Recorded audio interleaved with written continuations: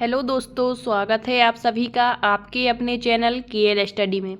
तो दोस्तों यहाँ पर आप सभी को बता दें, यहाँ पर हम आज आपके साथ डिस्कस करेंगे एमपी टेट वर्ग 2 मेंस एग्ज़ाम्स के लिए आपके साइंस के जो प्रीवियस ईयर क्वेश्चन पेपर हैं उनको। ठीक है, तो यहाँ पर आप देखिए, आपने यदि अपनी थ्योरी क्लियर कर ली है और यदि नहीं भी की है फिर भी आपको प्रैक्टिस सेट लगाने चाहिए, क्योंकि यहाँ से आपको एक अलग ही प्रकार का नॉलेज मिलेगा कि किस तरीके से किस टॉपिक से क्वेश्चन पूछे जाते हैं।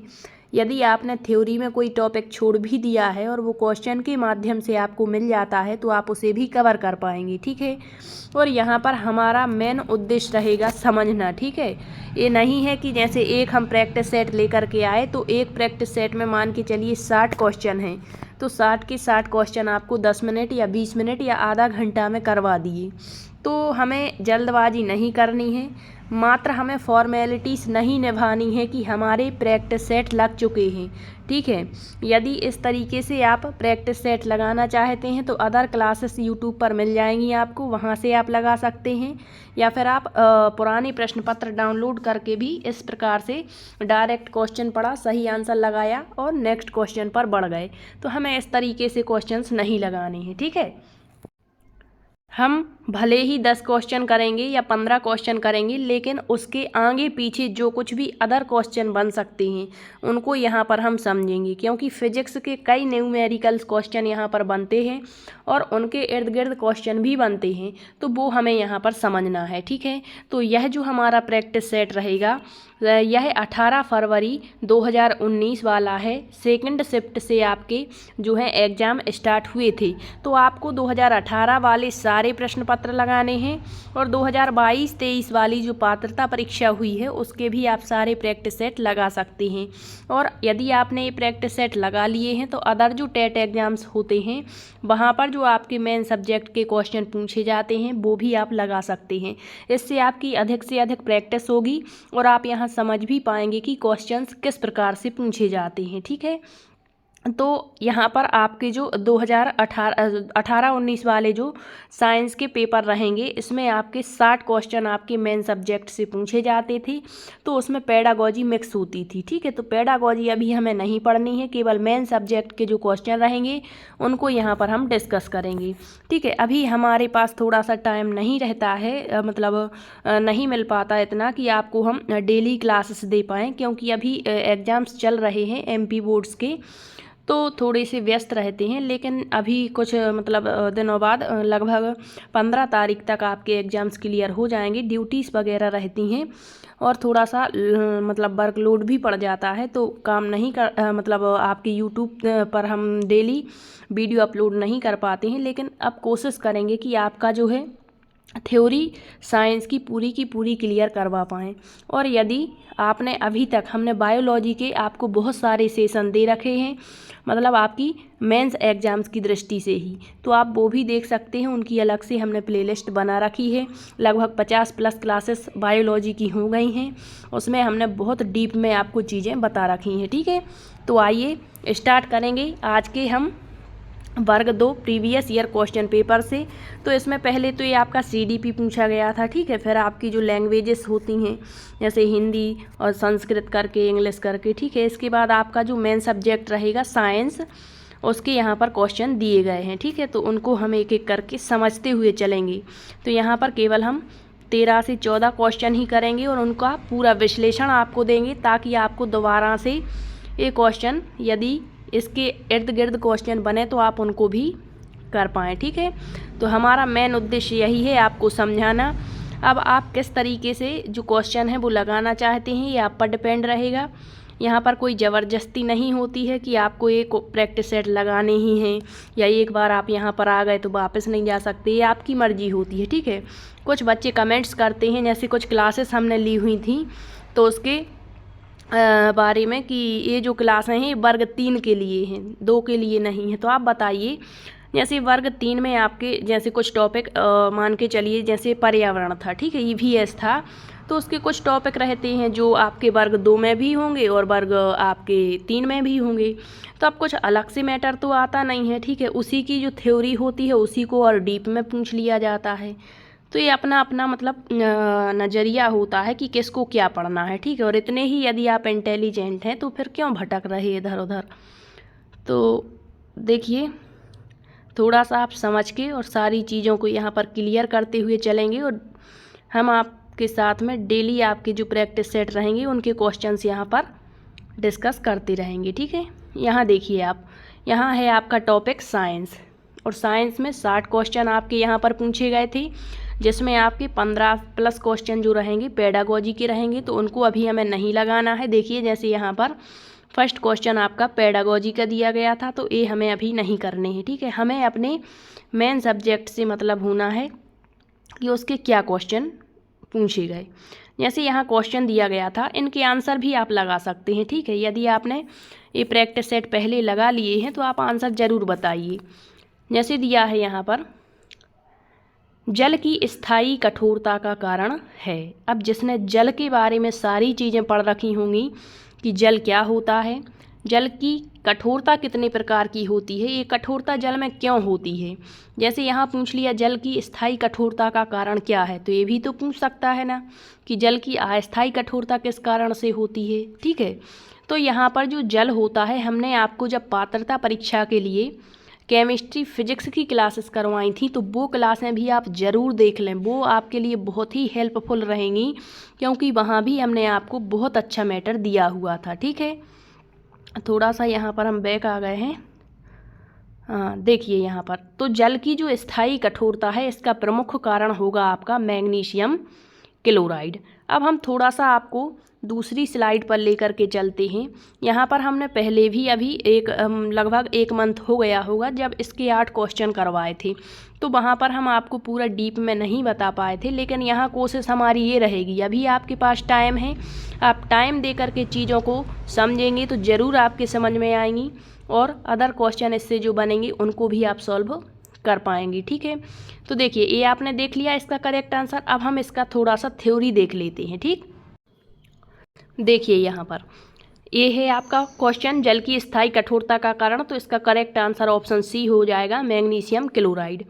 अब देखिए जल में जो है कठोरता क्यों होती है, तो जल में कुछ लवण घुले रहते हैं, इस कारण से जल में कितने प्रकार की कठोरता होती है, 2 प्रकार की। एक तो अस्थायी कठोरता और एक स्थायी कठोरता। अस्थायी कठोरता क्या होती है, जिसे हम हटा सकते हैं कुछ विधियों के माध्यम से, कुछ रसायनों का प्रयोग करके, लेकिन स्थायी कठोरता ऐसी होती है जिसे हम हटा नहीं सकते। तो क्वेश्चन बनता है कि अस्थायी कठोरता किस कारण से होती है। जैसे क्वेश्चन बन गया कि जल की स्थायी कठोरता किस कारण है, तो देखिए यहाँ पर जो अस्थायी कठोरता होगी जल में, वह कैल्शियम और मैग्नीशियम के बाइकार्बोनेट के कारण होती है। आपको इतना बस याद रखना है कि जल की अस्थायी कठोरता कैल्शियम मैग्नीशियम के बाइकार्बोनेट के कारण होगी।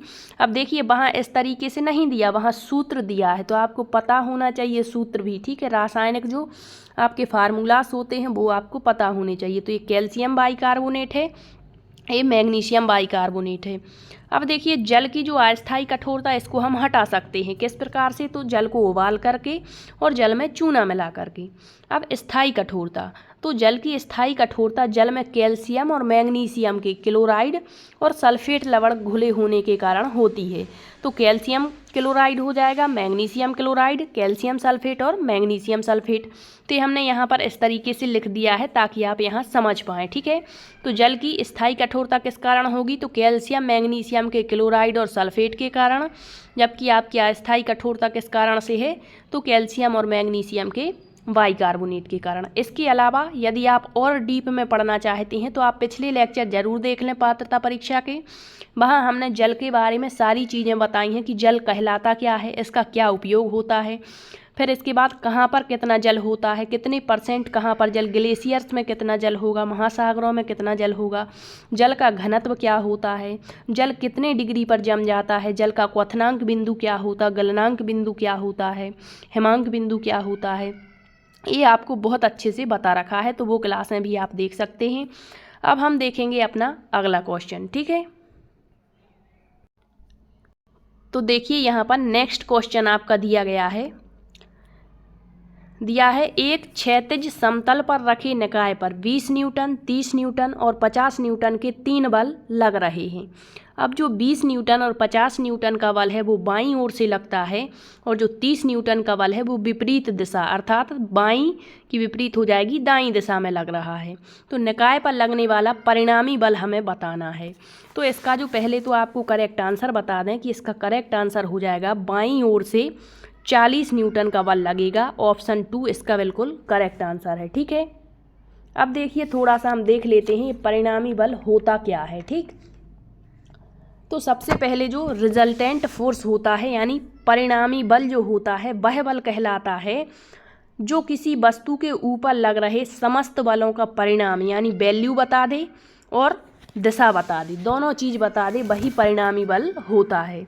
तो क्या होता है, मान के चलिए ये कोई वस्तु है, ठीक है, ये कोई वस्तु है और इस पर मतलब ये बाईं ओर किसी भी तरफ आप मान सकते हैं, ठीक है, और दाईं ओर से जो बल लग रहा है इसका जितना भी परिमाण है उसकी जो वैल्यू है वो भी बता दे और दिशा भी बता दे कि कौन सा बल किस दिशा से लग रहा है, वही परिणामी बल होता है।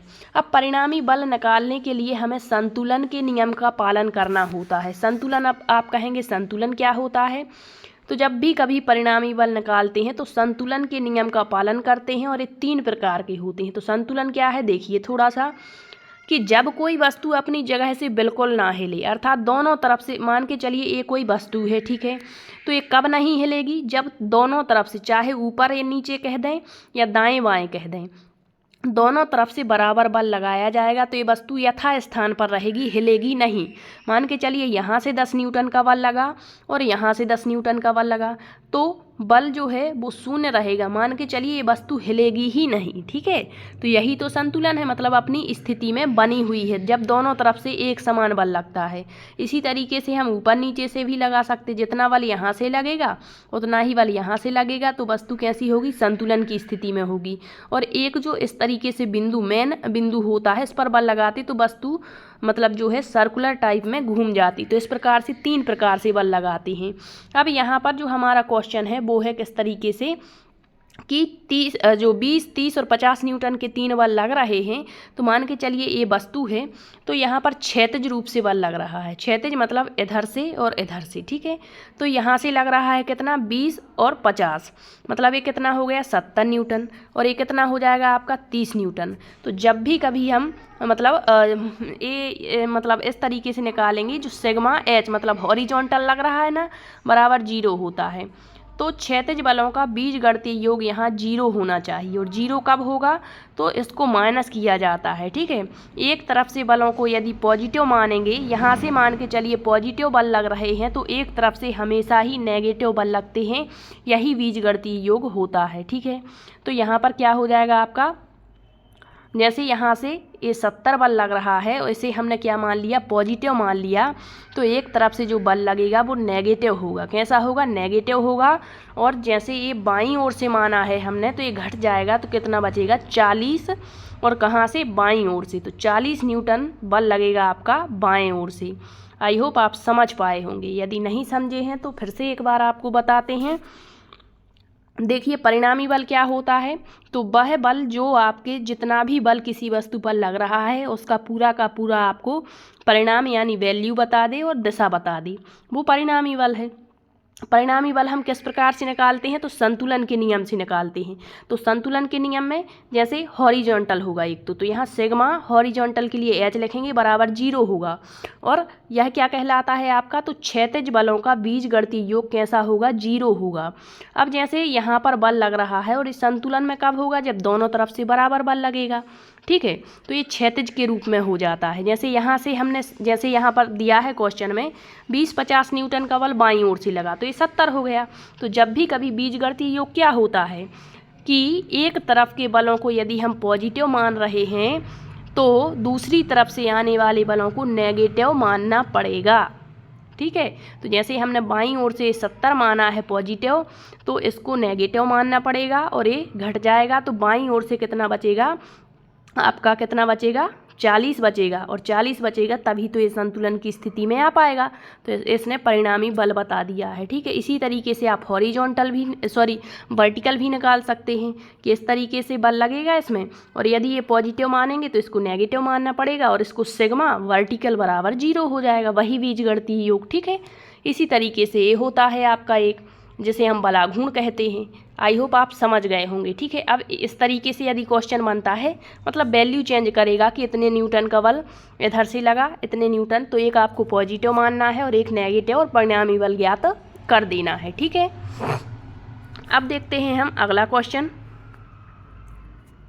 देखिए अगला क्वेश्चन दिया है, अल्ट्रा माइक्रोस्कोप कोलाइड के किस गुण के आधार पर स्थापित किया गया है। तो ये हम आपको पहले भी करवा चुके हैं क्वेश्चन। तो जो अल्ट्रा माइक्रोस्कोप होता है यह कोलाइड के किस गुण के आधार पर स्थापित होता है। तो यह आपके ऑप्शन नंबर इसका क्या हो जाएगा, बी बिल्कुल करेक्ट हो जाएगा, टिंडल प्रभाव के कारण। अब ये अल्ट्रा माइक्रोस्कोप होता क्या है, मतलब इसका जो उपयोग होता है अल्ट्रा माइक्रोस्कोप का, कोलाइड आकार के कणों का अध्ययन करने के लिए किया जाता है। तो ये हम आपको बता चुके हैं कोलाइड क्या होते, कोलाइडी विलयन क्या होते हैं। थोड़ा सा एक बार फिर से देख लेते हैं। तो क्या हो जाएगा, अल्ट्रा माइक्रोस्कोप कोलाइड के किस गुण पर आधारित है, तो टिंडल प्रभाव पर, ठीक है। ये क्वेश्चन हमारा हो गया है। परिणामी बल आपको बता दिया है, संतुलन बता दिया है किस तरह से होता है, ठीक है। अब जी अल्ट्रा माइक्रोस्कोप टिंडल प्रभाव, तो यहाँ लिखा हुआ है टिंडल प्रभाव क्या होता है, देखिए थोड़ा सा। फिर आपने ब्राउनियन गति भी पढ़ी होगी, टेढ़ी मेढ़ी जिंग जैंग गति, ठीक है, विद्युत कण संचलन और जमाव। तो यहाँ देखिए अति सूक्ष्मदर्शी मुख्य रूप से कण आकार के पदार्थ का पता लगाने के लिए उपयोग किया जाता है। तो जो अति सूक्ष्मदर्शी होता है उसका उपयोग कहाँ किया जाता है, जो हमें साधारण आँखों से कण दिखाई नहीं देते हैं उनके आकार का यदि पता लगाना है तो अति सूक्ष्मदर्शी, जिसे हम अल्ट्रा माइक्रोस्कोप कहेंगे, इसका इस्तेमाल किया जाता है। अब देखिए टिंडल प्रभाव कोलाइड का प्रकाशीय गुण होता है। कोलाइड का प्रकाशीय गुण क्या होता है, टिंडल प्रभाव होता है। टिंडल प्रभाव का उपयोग जिगमॉन्डी और सीएनडेटोफ द्वारा अति सूक्ष्मदर्शी बनाने के लिए किया गया था। फिर ये सारी चीज़ें टिंडल प्रभाव के बारे में दी गई हैं, आप इसको पढ़ सकते हैं। फिर जो ब्राउनी गति होती है, ब्राउनी गति कोलाइडी विलयनों में परिक्षेपण माध्यम, जो हम आपको करवा चुके हैं, परिक्षेपण माध्यम और परिक्षिप्त प्रावस्था क्या होती है। फिर वैद्युत कण संचलन दिया गया है क्या कहलाता है, और स्कंदन, ठीक है। अब इसके लिए हमें थ्योरी पढ़नी पड़ेगी, तब आपको ये चीज़ें समझ में आएंगी। अब अगला क्वेश्चन देखेंगे आज का अपना। तो बस अभी आप ये याद रखेंगे कि अल्ट्रा माइक्रोस्कोप जो अति सूक्ष्मदर्शी होता है, कणों के आकार का पता लगाने के लिए इसका उपयोग होता है, और जो आपका टिंडल प्रभाव होता है मतलब किस गुण पर आधारित है, तो अल्ट्रा माइक्रोस्कोप टिंडल प्रभाव, ठीक है। अब देखिए अगला क्वेश्चन है, एकमात्र ऊष्मा स्थानांतरण का तरीका जिसमें सामग्री माध्यम की आवश्यकता नहीं होती है, मतलब जिसमें माध्यम की आवश्यकता नहीं होती है, तो वो आपको ये ऊष्मा संवहन की जो विधियां होती हैं ये आपको बता चुके हैं।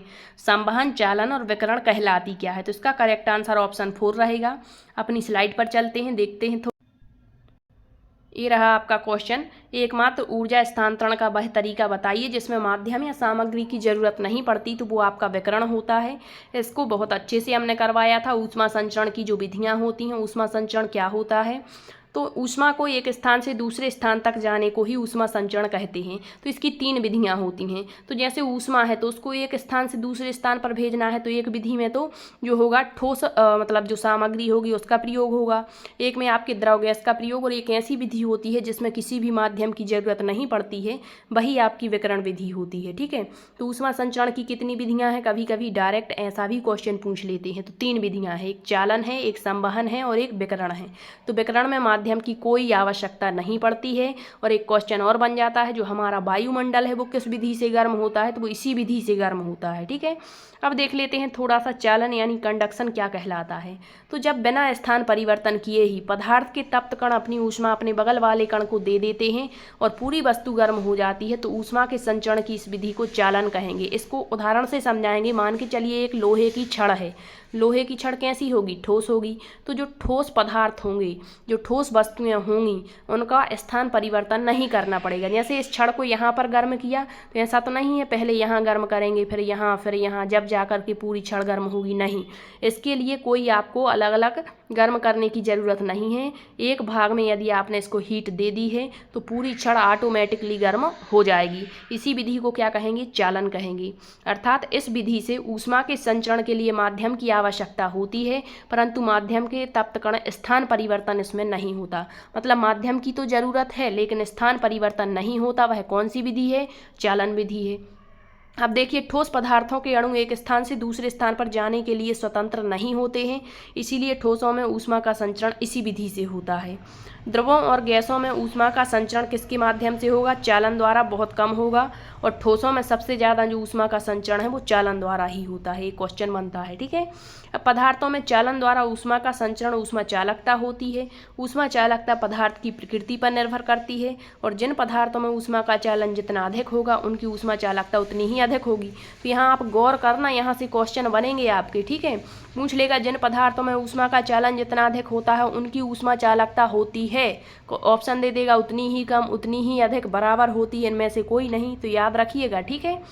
छोटे छोटे से यहीं से पॉइंट जो निकल करके आते हैं इनसे क्वेश्चन बन जाते हैं और फिर हम उनको समझ नहीं पाते। तो ये आपको समझना है, ठीक है, कि क्वेश्चन कहाँ से निकल करके आ जाएगा। अब ऊष्मा की चालकता के आधार पर पदार्थों का जो वर्गीकरण है, तो जो पदार्थ होते हैं ये आपको केमिस्ट्री में बहुत अच्छे से बताया। पदार्थ क्या होते, तत्व क्या होते, यौगिक क्या होते, मिश्रण क्या कहलाते हैं। तो यहाँ देखिए, पदार्थ जो होते हैं वो चालक कुचालक प्रकार से होते हैं। तो जिन पदार्थों से ऊष्मा का चालन सरलता से हो जाए वो चालक पदार्थ होंगे। जैसे सभी धातुएं ऊष्मा और विद्युत की क्या होती हैं? चालक होंगी। अम्लीय जल कैसा होगा? चालक होगा। मानव शरीर ऊष्मा के ये सभी अच्छे चालक हैं। जबकि कुचालक में आपके क्या हो जाते हैं? तो जिन पदार्थों से ऊष्मा का चालन सरलता से नहीं होता है या बहुत कम होता है उनको कुचालक कहेंगे। इसमें जैसे लकड़ी आ गया, कांच आ गया, तो कहेगा लकड़ी ऊष्मा की अच्छी होती है, चालक होती है या कुचालक? तो कुचालक होती है। कांच, ये सारे उदाहरण दिए गए हैं। फिर कुछ होते हैं ऊष्मारोधी पदार्थ, तो जिन पदार्थों से ऊष्मा का चालन बिल्कुल नहीं हो पाता वो ऊष्मारोधी, जैसे एबोनाइट, एस्बेस्टस, मोस्ट इंपोर्टेंट है, ठीक है, याद रखिए। अब दैनिक जीवन में इसके उदाहरण दिए गए हैं चालन से संबंधित। तो जैसे एस्किमो लोग बर्फ की दोहरी दीवार के मकान में रहते हैं, क्यों रहते हैं, क्यों वाले क्वेश्चन बनते हैं, ठीक है। इसके बाद शीत ऋतु में लकड़ी और लोहे की कुर्सियाँ, तो ये आप पढ़ सकते हैं डिटेल में, आप स्क्रीनशॉट भी ले सकते हैं, ठीक। अब कुछ लोग क्या होता है यहाँ पर, जैसे प्रैक्टिस सेट लगाया, ठीक है, तो इन चीज़ों को देखते ही नहीं कि क्वेश्चन बना कहाँ से है। डायरेक्ट क्वेश्चन पढ़ा, आंसर लगाया, अगले क्वेश्चन पर बढ़ गए। लेकिन ये भी तो जानना चाहिए कि उसके इर्द गिर्द क्या क्वेश्चन बन सकते हैं, ठीक है। फिर आया आपका संवहन, तो वहाँ ठोस हो गए थे, ठीक है। यहाँ पर गैसों एवं द्रवों में जो ऊष्मा का संचरण है वो किसके द्वारा होगा? तो संवहन के द्वारा होगा। ठोसों में संवहन विधि द्वारा ऊष्मा का संचरण संभव नहीं है, तो ठोसों में संवहन के माध्यम से संचरण नहीं होगा, लेकिन गैस और द्रवों में इसी माध्यम से होगा, ठीक है। इस विधि में द्रव और गैस के कारण गर्म भाग से ऊष्मा लेकर मतलब हल्की होकर के ऊपर उठते हैं और ठंडे भाग की ओर चले जाते हैं। इनका स्थान लेने के लिए पुनः ठंडे भाग फिर से नीचे आएंगे। इस प्रकार संवहन विधि में जो ऊर्ध्वाधरता है, मतलब वर्टिकली तापांतर होने से ऊष्मा का प्रवाह नीचे से ऊपर की और माध्यम के घनत्व में परिवर्तन के कारण संवहन धाराओं द्वारा होता है। फिर इसके उदाहरण दिए गए हैं। समुद्री हवाएं तथा स्थलीय हवाएं किसका उदाहरण है, ठीक है। रेफ्रिजरेटर वाला हो गया एक, बिजली के बल्बों में निष्क्रिय गैस का भरा जाना इसी के उदाहरण है। फिर ये आ गया आपका विकिरण, और यहीं से क्वेश्चन बना हुआ था कि विकिरण में ऊष्मा के संचरण के लिए माध्यम की आवश्यकता होती ही नहीं है, और यही तो क्वेश्चन पूछा है। इसके द्वारा ऊष्मा का संचरण निर्वात में भी होता है। फिर यहाँ ये दिए गए हैं, ठीक है। पृथ्वी तक सूर्य की जो ऊष्मा है वो किस माध्यम से पहुँचती है, तो यहाँ हो जाएगा आपका विकिरण विधि के द्वारा। फिर इसके भी ये उदाहरण दिए हैं, तो आप इसको भी पढ़ सकते हैं, ठीक है। ये इतने सारे उदाहरण हैं। फिर अगला क्वेश्चन हम देखेंगे, तो इसका राइट आंसर आप समझ गए हैं कौन सा है, ऑप्शन नंबर 4 विकिरण। नेक्स्ट क्वेश्चन है आज का, यदि कंपन के आयाम को इसके प्रारंभिक मूल के 3 गुना तक बढ़ा दिया जाता है तो ध्वनि की प्रबलता कितनी होगी। ये क्वेश्चन हमने पिछली बार डायरेक्ट आपको बता दिया था, यहाँ पर थोड़ा सा हम समझेंगे, ठीक है। यदि आपने ध्वनि नहीं पढ़ा है तो आप जरूर पढ़ें इस टॉपिक को, बहुत अच्छा टॉपिक है। यहाँ से क्वेश्चन बनते हैं प्रकाश और ध्वनि से, ठीक है। यहाँ सबसे पहले तो आपको ध्वनि के बारे में समझना है, फिर कंपन क्या होता, आयाम क्या होता, ये आपको देखना है। तो देखिए थोड़ा सा यहाँ पर सबसे पहले तो ध्वनि की प्रबलता क्या कहलाती है, ध्वनि की प्रबलता क्या होती है। तो आपको बता दें कि हमारे कान तक, मतलब हमारा जो कान होता है उस तक 1 सेकंड में जितनी ध्वनि ऊर्जा पहुंचती है वही ध्वनि की प्रबलता कहलाती है। अर्थात जितनी ज़्यादा ध्वनि ऊर्जा प्रति सेकंड हमारे कान तक पहुँचेगी, ध्वनि की प्रबलता उतनी ही अधिक होगी। ठीक है, अब ध्वनि की जो प्रबलता होती है, ये आपकी मान के चलिए, ये यहाँ पर ये जो कंपन करता है, ठीक है, तो ये पूरा एक कंपन माना जाता है। इतना ये क्या हो गया, पूरा एक कंपन हो गया ध्वनि का। और ये क्या होता है, उसका आयाम होता है, ये दूरी बताता है। ठीक है, आयाम होता है। तो यहाँ पर आपको बता दें कि जितना अधिक आयाम होगा, ध्वनि की प्रबलता उतनी ही अधिक होगी। तो ध्वनि की प्रबलता और जो आयाम होता है, इसमें कैसा संबंध होता है, तो इसे हम कह सकते हैं कि आयाम ध्वनि प्रबलता के वर्ग के समानुपाती होता है। क्या कहेंगे, जो आपका आयाम होता है वो ध्वनि प्रबलता के क्या हो जाएगा, यहाँ ध्वनि प्रबलता के वर्ग के समानुपाती होता है। अब क्वेश्चन बनेगा कि यदि ध्वनि का मतलब प्रारंभिक मूल की बात की गई है, मतलब यहीं से, ठीक है, यहाँ से, तो यदि आपका आयाम 1 है तो ध्वनि प्रबलता कितनी होगी, दोगुना होता है ना, तो 2 हो जाएगी। यदि आयाम आपका 2 है तो ध्वनि प्रबलता कितनी हो जाएगी, 4 हो जाएगी। यदि आपका आयाम 3 है तो ध्वनि प्रबलता कितनी हो जाएगी, 9 हो जाएगी।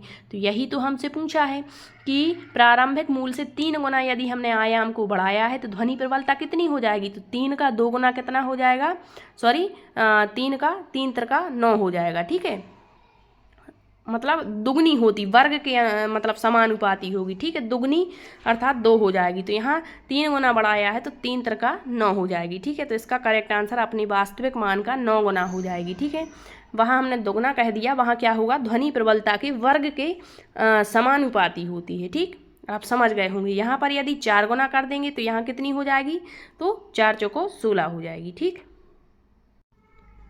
तो इसका जो करेक्ट आंसर हो जाएगा आपका ऑप्शन 4 हो जाएगा, अपने वास्तविक मान का 9 गुना। ठीक है, अगला क्वेश्चन देखेंगे। एक विद्युत सेल में ऊर्जा को इस रूप में संग्रहित किया जाता है। तो ऊर्जा की जो आपके रूपांतरण की विधियां होती हैं, ये आपको पढ़ा चुके हैं। तो थोड़ा सा स्लाइड पर चलेंगे हम। तो ये हमने देख लिया है, अपने वास्तविक मान का 9 गुना। ठीक है, अब ये आपको यहाँ पर बताया हुआ था। अब दिया है एक विद्युत सेल में ऊर्जा को इस रूप में संग्रहित करते हैं। तो विद्युत सेल में ऊर्जा को रासायनिक ऊर्जा के रूप में संग्रहित करते हैं। तो ऊर्जा का रूपांतरण आप पढ़िए, यहाँ से क्वेश्चन बनता है। ठीक है, तो विद्युत सेल का दिया गया था, इसी तरीके से आपके सौर सेल में पूछ सकते हैं। तो प्रकाश ऊर्जा को ये विद्युत ऊर्जा में रूपांतरित करती है। डायनेमो दिया गया है, तो ये मोस्ट इंपोर्टेंट हैं, आपके सारे के सारे आपको याद रखने हैं। ठीक है, यहाँ विद्युत सेल का किसका पूछा हुआ था, थोड़ा सा देख लेते हैं। यहाँ पर पूछा हुआ था विद्युत सेल में ऊर्जा को किस रूप में संग्रहित करते हैं। तो विद्युत सेल में संग्रहित किस रूप में रहती है, रासायनिक ऊर्जा के रूप में। फिर इसको चेंज कहाँ किया जाता है, विद्युत ऊर्जा में। तो इस तरीके से क्वेश्चन पूछ लिया कि विद्युत सेल में ऊर्जा किस रूप में संग्रहित रहती है, तो रासायनिक ऊर्जा। इसी तरीके से पूछ सकते हैं आपके जो लाउड स्पीकर होता है उसमें ऊर्जा किस रूप में संचित रहती है, तो विद्युत ऊर्जा के रूप में। फिर इसको परिवर्तित किस रूप में किया जाता है, ध्वनि ऊर्जा के रूप में। तो याद रखिए, ऊर्जा हम अच्छे से पढ़ चुके हैं। ठीक है, अगला क्वेश्चन है, उस कथन का चयन करें जो सत्य नहीं है। मतलब ये आपका क्वेश्चन नंबर नेक्स्ट रहेगा। ये है आपका अगला क्वेश्चन, उस कथन का चयन करें जो सही नहीं है। तो ध्वनि से ही क्वेश्चन पूछा गया है। तो दिया है ध्वनि वायु की अपेक्षा धातु में तेजी से यात्रा करती है, ये तो बिल्कुल सही है। फिर दिया है ध्वनि कंपन हवा और स्तंभ, मतलब ध्वनि को किसी न किसी माध्यम की जरूरत होती ही है तभी ध्वनि उत्पन्न होती है, तो ये भी सही है। फिर दिया है किसी भी माध्यम में ध्वनि आसानी से, तो जब माध्यम की जरूरत है तो किसी भी माध्यम में ध्वनि आपकी जो है प्रसारित हो सकती है। लेकिन यहाँ हमें गलत बताना है। तो दिया है निर्वात के माध्यम से ध्वनि आसानी, तो निर्वात माध्यम की जब जरूरत है तो निर्वात में कैसे ध्वनि प्रसारित होगी, यही गलत है और यही इसका सही आंसर हो जाएगा। ठीक है, देखिए थोड़ा सा यहाँ हमने जब ध्वनि टॉपिक पढ़ा हुआ था तो वहाँ कुछ चीज़ें बताई थी। तो इसका जो करेक्ट आंसर है, निर्वात में कभी भी ध्वनि प्रसारित नहीं होती। निर्वात में आपका प्रकाश प्रसारित हो सकता है लेकिन ध्वनि नहीं। ध्वनि के लिए किसी न किसी माध्यम की जरूरत होती ही है। अब देखिए यहाँ पर विभिन्न माध्यमों में ध्वनि की चाल भी अलग अलग होगी। ठीक है, माध्यम तो होगा ही लेकिन जो माध्यम होगा उसमें ध्वनि की चाल भिन्न होगी। जैसे वायु में अलग ध्वनि की चाल होगी, धातुओं में अलग होगी, गैस में अलग होगी। ठीक है, किसी माध्यम में ध्वनि की चाल मुख्यतः माध्यम की किस पर निर्भर करती है, चाल, माध्यम की प्रत्यास्थता और घनत्व पर, डेंसिटी पर निर्भर करती है। फिर गैसों के सापेक्ष द्रवों में प्रत्यास्थता अधिक होगी और ठोसों में सबसे अधिक होती है। तो ये ध्वनि की चाल के लिए बता रहा है कि किस में सबसे अधिक ध्वनि की चाल होगी। इसी कारण द्रवों में ध्वनि की चाल गैसों की अपेक्षा अधिक और ठोसों में, तो सबसे अधिक जो ध्वनि उत्पन्न होती है वो ठोस वस्तुओं में होती है। उसके बाद किस में होगी आपकी, तो द्रवों में ध्वनि की चाल गैसों की अपेक्षा अधिक, तो सबसे अधिक ठोसों में, फिर द्रवों में और फिर गैस में। तो गैस में जैसे हमने कह दिया कार्बन डाइऑक्साइड एक प्रकार की गैस है, इसमें ध्वनि की चाल कितनी है 260 मीटर पर सेकंड। वायु में कितनी है 332 पर सेकंड। एक क्वेश्चन पूछा जाता है। भाप में कितनी है, तो ये आप देख सकते हैं कि इसमें लोहे की चाल कितनी अधिक है। ठीक है, एल्यूमिनियम में कितनी है 6420 मीटर पर सेकंड है। ठीक, अब देखिए यहाँ दिया, जब ध्वनि एक माध्यम से दूसरे माध्यम जैसे ठोस से गैस में जा रही है या गैस से ठोस में आ रही है तो ध्वनि की चाल तथा तरंग दैर्घ्य बदल जाती है जबकि आवृत्ति कभी नहीं बदलती। एक क्वेश्चन पूछता है। ठीक है, तो जब किसी माध्यम में ध्वनि की चाल ध्वनि की आवृत्ति पर निर्भर नहीं करती, मतलब किसी भी माध्यम में जो ध्वनि की चाल होगी वो आवृत्ति पर निर्भर नहीं करेगी। ठीक, अब अगला क्वेश्चन देखेंगे। आपका अगला क्वेश्चन दिया गया है, उन बलों के युग्म का चयन करें जो अस्पृश्य यानी नॉन कॉन्टैक्ट बल हैं। तो इसको हम स्लाइड पर देखेंगे। इसका जो करेक्ट आंसर हो जाएगा ऑप्शन ए रहेगा, चुंबकीय बल और स्थिर विद्युत बल। नॉन कॉन्टैक्ट बल बताना है हमें। तो जो यहाँ पर देखेंगे संपर्क और असंपर्क बल। अस्पृश्य मतलब जिसको हम मतलब छू नहीं सकते, वो होगा ना अस्पृश्य। ठीक है, तो इसको थोड़ा सा हिंदी में दे दिया था, फिर यहाँ दिया गया था नॉन कॉन्टैक्ट बल क्या है। तो देखिए, एक तो होता है संपर्क और एक असंपर्क बल। तो संपर्क बल क्या होंगे, वे बल जो किसी वस्तु के संपर्क में आने पर लगेगा वो संपर्क बल होगा। जैसे पुस्तक और मेज के पृष्ठों के मध्य लगा घर्षण बल। घर्षण बल किसका उदाहरण है आपके, संपर्क बल का। फिर है पेशीय बल, मतलब पेशियां किसी वस्तु के संपर्क में होंगी तो पेशीय बल लगेगा। फिर असंपर्क बल क्या होगा, वे बल जो किसी वस्तु के संपर्क में आए बिना ही लगाए जाते असंपर्क बल हैं। जैसे यहाँ पर किसी चुंबक द्वारा लोहे के टुकड़े पर लगाए जाने, जैसे ये लोहे का टुकड़ा है और हम चुंबक को इतनी दूर करेंगे तब भी ये जाकर के इसमें चिपक जाता है, मतलब बल तो लगा लेकिन कैसा बल लगा, असंपर्क बल। तो इसका उदाहरण है चुंबकीय बल। फिर पृथ्वी के द्वारा वस्तुओं पर लगाए जाने वाला बल, ये भी आपका किसका उदाहरण है, असंपर्क बल का। तो यही बताना था कि अस्पृश्य या जो नॉन कॉन्टैक्ट बल हैं वो कौन से हैं। तो इसका करेक्ट आंसर हो गया आपका ऑप्शन नंबर ए, चुंबकीय बल और स्थिर विद्युत बल। ठीक है, अगला क्वेश्चन देखेंगे।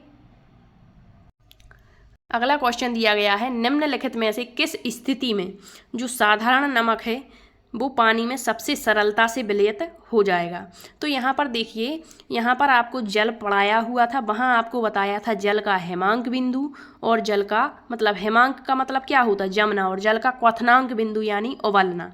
तो थोड़ा सा स्लाइड पर हम देखेंगे इसको।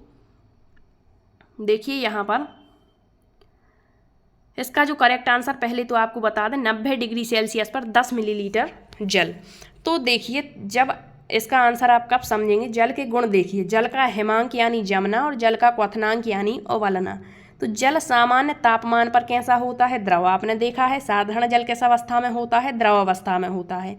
और जब हम ठंडा करते हैं और 0 डिग्री टेम्परेचर पर यह ठोस बर्फ में बदल जाता है तो 0 डिग्री तापमान जल का क्या कहलाता है, हेमांक बिंदु। मतलब 0 डिग्री टेम्परेचर पर जल क्या हो जाता है, जम जाता है। अब द्रव जल को गर्म करने पर यह किस में बदलेगा, जब ये जम गया है और फिर इसको हम जब गर्म करेंगे तो ये जल वाष्प में बदलेगा। और इतना गर्म करें कि वो उबलने लगे। कितनी डिग्री पर उबलेगा, तो 100 डिग्री सेल्सियस जब हम गर्म करेंगे, हीट देंगे तो जल उबलने लगता है और यही इसका क्वथनांक बिंदु कहलाता है। तो पूछेगा फ्रीजिंग पॉइंट क्या होता है जल का, 0 डिग्री सेल्सियस, और बॉइलिंग पॉइंट यानी क्वथनांक बिंदु क्या होता है, 100 डिग्री सेल्सियस। तो यहाँ पर 0 डिग्री के ऊपर एवं 100 डिग्री के नीचे के तापमान पर यदि 0 डिग्री से ऊपर है और 100 से कम है तो जल किस अवस्था में रहेगा, द्रव अवस्था में रहेगा। और यदि 0 डिग्री टेम्परेचर पर आ गया तो जल जम जाता है यानी ठोस बर्फ बन जाता है। और 100 डिग्री पर चला गया या इससे ऊपर चला गया तो क्या हो जाता है, उबलने लगता है। तो ये द्रव अवस्था में होता है साधारण जल, 0 डिग्री पर जम जाता है यानी हेमांक बिंदु, 100 डिग्री पर उबलने लगता है यानी क्वथनांक बिंदु। तो यहाँ पर अब आप ऑप्शन पढ़िए, आसानी से समझ पाएंगे।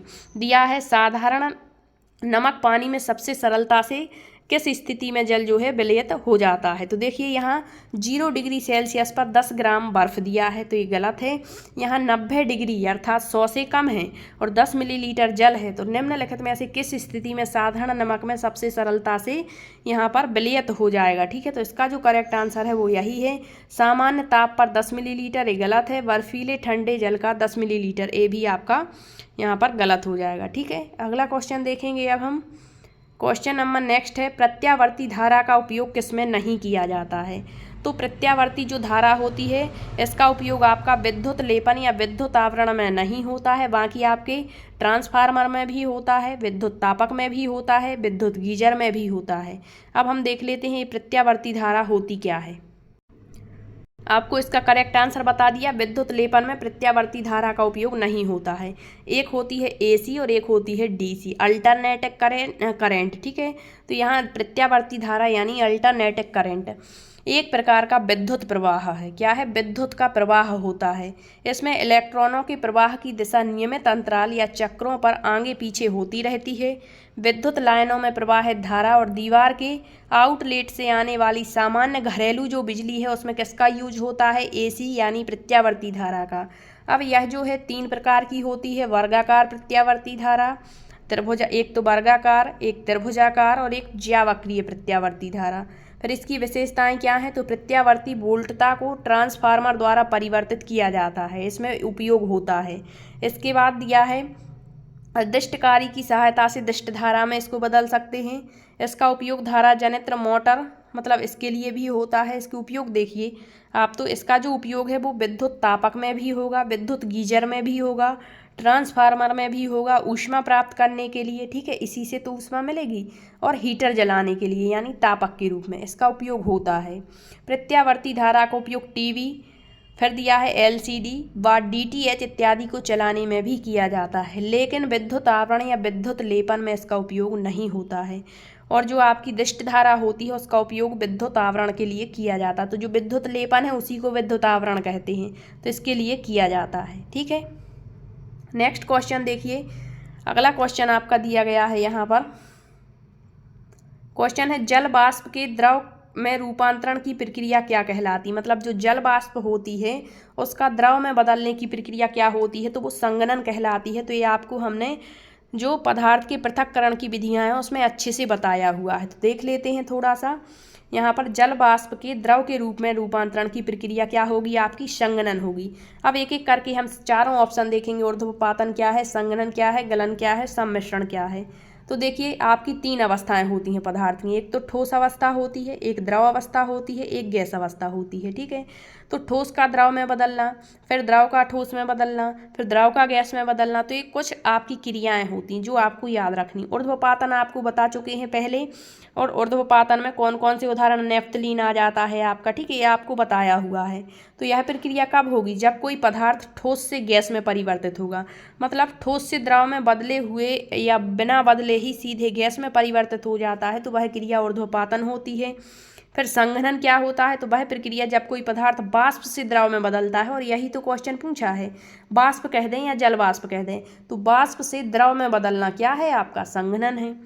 यहाँ पर ये भी कह सकता था कि जब कोई पदार्थ ठोस अवस्था से द्रव में बिना परिवर्तन के सीधे गैस अवस्था में परिवर्तित हो जाता है, तो वह क्रिया फिर ऊर्ध्वपातन हो जाती। फिर दिया है गलन। गलन कब होगा? जब कोई पदार्थ ठोस से द्रव में बदलेगा। तो यहाँ पर आपके कम से कम 5-6 क्वेश्चन क्लियर हो रहे हैं, ठीक है। गलन क्या है? जब कोई पदार्थ सीधे ठोस से किस में बदल रहा है? द्रव में, तो वो गलन है।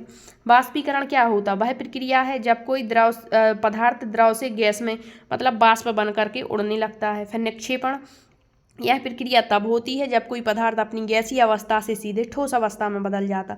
इसके अलावा निस्यंदन क्या होता, अवसादन क्या होता है, ये चीज़ें आपको पृथक्करण विधियों में पढ़ा चुके हैं। अगला क्वेश्चन देखिए, बरसात के मौसम में बारिश का पानी मिट्टी की विभिन्न परतों से गुजरते हुए पृथ्वी की गहराई तक चला जाता है। बारिश के पानी का मिट्टी में रिसाव के दौरान निम्नलिखित में से कौन सी प्रक्रिया घटित होती है? तो इसका जो करेक्ट आंसर हो जाएगा वो हो जाएगा आपका ऑप्शन नंबर सी, आसवन विधि। ये भी पृथक्करण की विधियों में हो जाता है। आसवन अवसादन क्या होता है? तो देखिए ठोस और द्रव अवयवों के मिश्रण के पृथक्करण की विधियाँ हैं। तो अवसादन या तलघटन क्या कहलाता है? तो इस विधि में ठोस एवं द्रव के मिश्रण को कुछ समय के लिए स्थिर छोड़ देते हैं। मिश्रण के स्थिर रहने पर ठोस घटक नीचे बैठ जाते हैं और द्रव ऊपर आ जाते हैं, जैसे गेहूं, चावल आदि का धोना। तो हमें क्या बताना है यहाँ कि जो बारिश के पानी में मिट्टी का रिसाव होता है उसमें से एक ऐसी कौन सी विधि है जिसमें यह प्रक्रिया घटित नहीं होती? तो वो आपकी आसवन विधि है। और जो बारिश के पानी से मिट्टी में रिसाव के दौरान जो प्रक्रियाएँ घटित होती हैं वो निस्यंदन भी होती है, अवसादन और निस्तारण। तीनों विधियों का का प्रयोग इसमें होता है, लेकिन आसवन का नहीं होता, हमें यही बताना था। तो इसका करेक्ट आंसर आसवन है। आप यहाँ पढ़ सकते हैं किस किस विधि से क्या क्या होता है। ठीक है, यहाँ पर ये सारी विधियाँ हमने ली हुई हैं।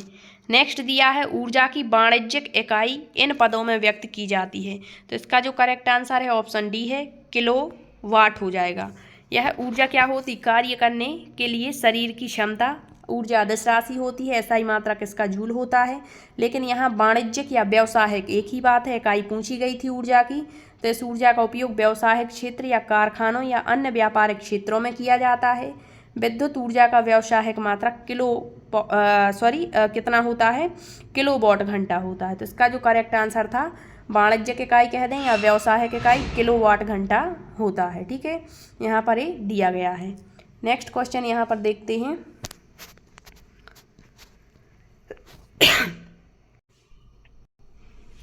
आपका जो क्वेश्चन दिया गया है, बरसात की मौसम में बारिश का पानी हो गया, फिर यहाँ पर ऊर्जा की वाणिज्यिक इकाई किलोवाट घंटा हो गई। फिर नेक्स्ट क्वेश्चन दिया गया है, निम्नलिखित में से कौन सी सतह ऊष्मा विकिरण के संपर्क में आने पर कम से कम ऊष्मा ऊर्जा को अवशोषित करेगी। तो यहाँ से हम देखेंगे नेक्स्ट सेशन में, अगले आपके 10 से 15 क्वेश्चन वहाँ पर कवर करने का प्रयास करेंगे। आई होप आपको ये 13 क्वेश्चन अच्छे से समझ में आए होंगे। यदि आपका कोई डाउट बन रहा है तो आप कमेंट्स के माध्यम से पूछ सकते हैं, और यहाँ पर किस तरह से रिस्पॉन्स रहता है उसके अकॉर्डिंग ही अगले प्रैक्टिस सेट लेकर के आएंगे। अन्यथा फिर अपने जो कंटिन्यू वाली क्लासेस चल रही थी थ्योरी वाली, उन्हीं को हम क्लियर करेंगे। तो आप कमेंट्स के माध्यम से बताइए कि आप ये प्रैक्टिस सेट लगाना चाहते हैं या नहीं लगाना चाहते। ठीक है, मिलते हैं अगले सेशन में, तब तक के लिए बहुत बहुत धन्यवाद।